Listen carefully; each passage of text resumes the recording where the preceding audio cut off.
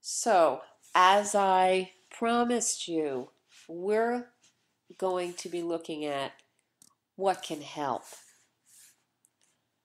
I was talking about in the last part about how psychological stress, which occurs in our mind, can produce physiological distress. And there's so many ways that this can happen. So we understand that how we think about things, how we experience things, can have a profound effect on the way that we experience discomfort or comfort. And what that means is thoughts and beliefs can either increase or decrease our comfort. And the cognitive behavioral psychotherapies work a lot with changing thoughts. And from this comes the terms negative schemas and positive self-talk.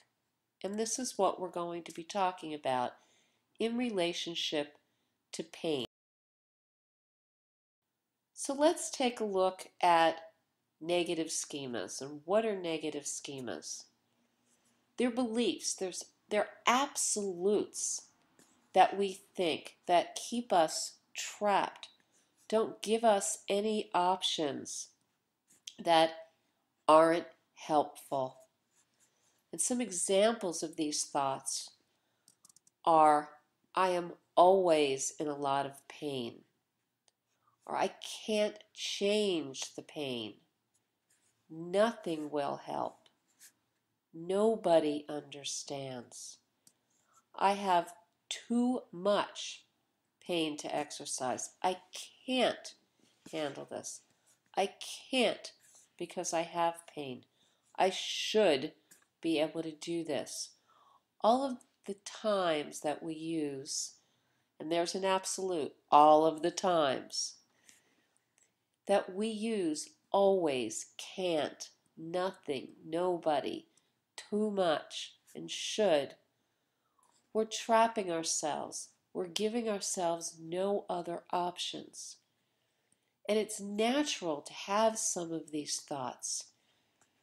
But now we get to look at how to change them, because I am sure that just hearing me read this list of thoughts must not have felt very good.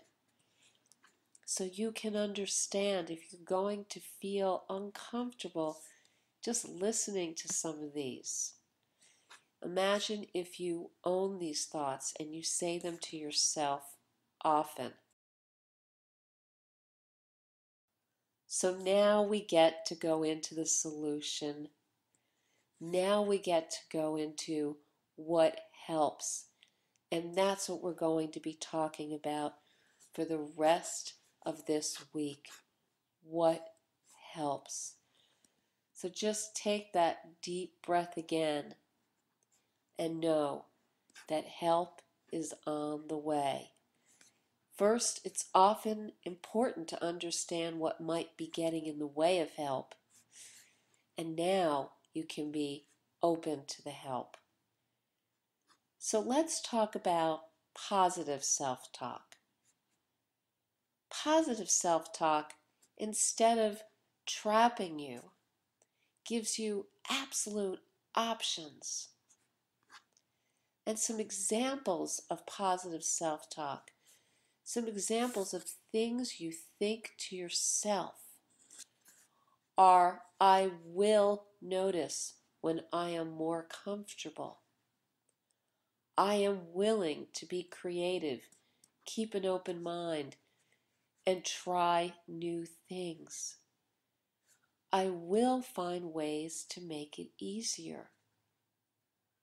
There are people that understand about pain and MS, and I can talk to them. And I can find a new, more comfortable way to exercise. And notice what's bolded and underlined. I will. I am willing. I can. I can find a new way. I can find a more comfortable way. When you hear these words, it brings optimism, even though you may have no idea how you're going to do this. By being willing, by being open to the possibility, you already can begin to feel more positive. And let's look at even more positive self-talk. I am going to learn to laugh, have fun, and not take life so seriously. Yes, I'll get frustrated and sad, but having pain doesn't mean that I have to be miserable. So I get to ask myself, how can I make it easier for myself? And again, what can I do to make it easier for myself right now? And you may think, sometimes I'm so uncomfortable that I don't want to do anything. But I will give myself permission to participate more fully in life. So just take a moment to ask yourself if you'd rather hold on to the negative thoughts that just come and invade, or you'd like to be able to cultivate some more positive self-talk. And the reason that it's so important for us to understand this is that the negative thoughts can just come. Sometimes replacing that with positive thoughts takes quite a bit of work.